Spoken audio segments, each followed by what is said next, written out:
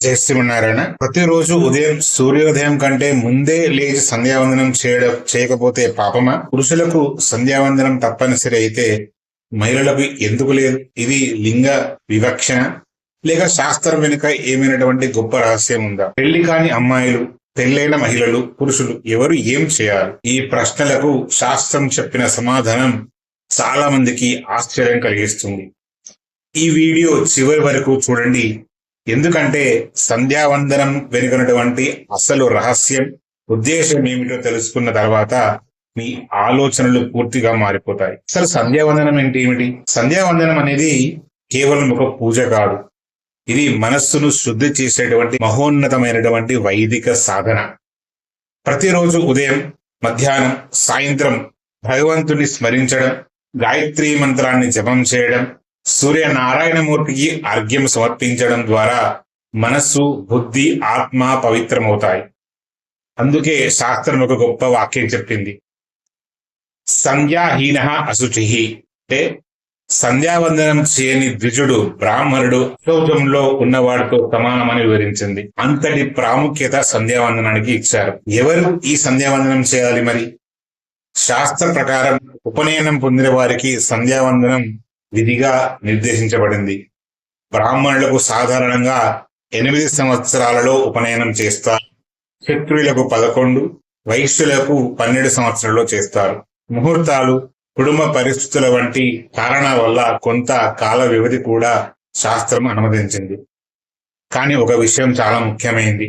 ఎవరైనా ఉపనయనం చేయించుకోకపోయినా, సంధ్యావందనానికి అధికారం లేకపోయినా వారు సూర్యోదయ సమయంలో తూర్పు దిశగా నిలబడి సూర్య భగవానునికి నమస్కారం చేయవచ్చు. ఇది కూడా ఒక మహాపుణ్య ప్రక్రియతో సమానమే. శాస్త్రం ఎవరిని చిన్నచూపు చూడదు. భక్తి ఉన్న ప్రతి ఒక్కరికి భగవంతుని చేరుకునేటువంటి మార్గాన్ని సూచిస్తుంది శాస్త్రం. అయితే మహిళలకు సంధ్యావందనం ఎందుకు లేదు మరి? ఇది చాలా మందికి వచ్చేటువంటి సందేహం. స్త్రీకి శాస్త్రం చెప్పిన వివరణ చాలా లోతైనది. సంధ్యావందనం యొక్క ప్రధాన ఉద్దేశం చిత్తశుద్ధి, అంటే మనస్సును పవిత్రంగా ఉంచుకోవడం. పిల్లలు చిన్న వయసు దాటిన తర్వాత మనస్సులో అనేక రకాలైనటువంటి ఆలోచనలు, కొత్త అలవాట్లు అవుతూ ఉంటాయి. ఇప్పుడు ఆ మనస్సును నియంత్రించడానికి గాయత్రీ మంత్ర జపం, సంధ్యావందనం వంటి సాధనలు శాస్త్రం నిర్దేశించింది. అయితే కుటుంబ వ్యవస్థలో అమ్మాయిలకు పాత్ర విభిన్నంగా ఉంటుంది. ఉదయం లేచి ఇంటిని శుభ్రం చేయడం, పూజా మందిరాన్ని సిద్ధం చేయడం, ముగ్గులు వేయడం, పూలు కోయడం, తల్లిదండ్రులకు సహాయం చేయడం, ఇవన్నీ కూడా చిత్తశుద్ధితో చేసేటువంటి సేవలే. అంటే ఆమె రోజువారీ జీవన విధానమే ఒక సాధనగా మారుతుంది. అందువల్ల మహిళలను తక్కువ చేసేని కాదు. వారి సహజమైనటువంటి సేవాభావాన్ని గౌరవించి శాస్త్రం ప్రత్యేకంగా సంధ్యావందనాన్ని నిర్దేశించలేదని ఆచార్యులు వివరిస్తారు. పెళ్లి కాని అమ్మాయిలు మరి ఏం చేయాలి సంధ్యావందనం లేకపోతే? పెళ్లి కాని అమ్మాయిలకు కూడా శాస్త్రం కొన్ని పవిత్రమైనటువంటి వ్రతాలు సూచించింది. మంచి ధార్మిక కుటుంబం దొరకడానికి, సుఖ సంతోషాలు కలగడానికి అట్లతద్ది వ్రతం, కాత్యాయని వ్రతం, రుక్మిణి కళ్యాణం వంటి నోములు ఆచరించేవారు. ఇది కేవలం కోరికల కోసమే మాత్రమే కాదు, భక్తి, నియమం, కుటుంబ విలువలు పెంపొందించడానికి కూడా ఉపయోగపడేవిగా ఉంటాయి. అయితే మరి వివాహం అయిన తర్వాత మహిళలకు ఏ ధర్మం నియమించింది శాస్త్రం అనే ప్రశ్న ఉంటుంది. పెళ్ళైన తర్వాత కుటుంబ జీవితం ఒక యజ్ఞం లాంటిదిగా మారుతుంది. భర్త పూజ చేస్తుంటే పూజా సామాగ్రి సిద్ధం చేయడం, నైవేద్యం తయారు చేయడం, దీపారాధనలో పాల్గొనడం, ఇంటి పెద్దలను సేవించడం, పిల్లలను ధార్మిక మార్గంలో నడిపించడం, ఇవన్నీ కూడా ధర్మ కార్యాలుగానే భావించారు. భార్యను శాస్త్రం ఒక గృహలక్ష్మిగా పిలుస్తుంది. ఒక కుటుంబం అభివృద్ధి చెందాలంటే ఆమె పాత్ర అత్యంత కీలకం.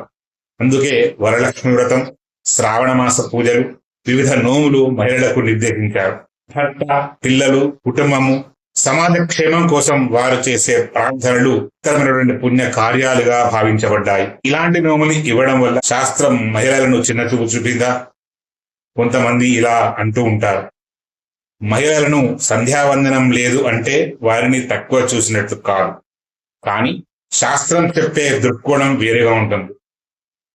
ప్రతి వ్యక్తి వారి పాత్ర, బాధ్యత, జీవన విధానం ప్రకారం ధర్మాలను నిర్దేశించింది.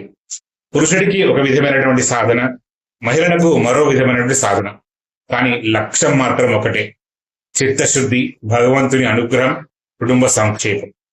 అందువల్ల సంధ్యావందనం అనేది కేవలం ఒక కర్మ కాదు, మనస్సును పవిత్రంగా ఉంచేటువంటి ఆధ్యాత్మిక సాధన.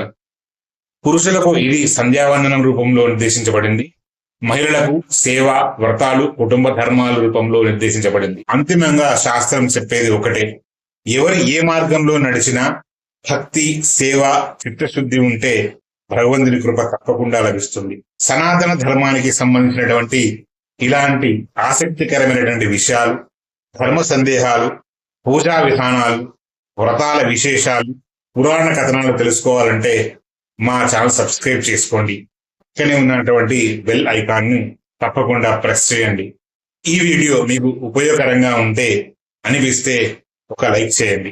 మీ కుటుంబ సభ్యులకు మరియు మిత్రులకు షేర్ చేయండి.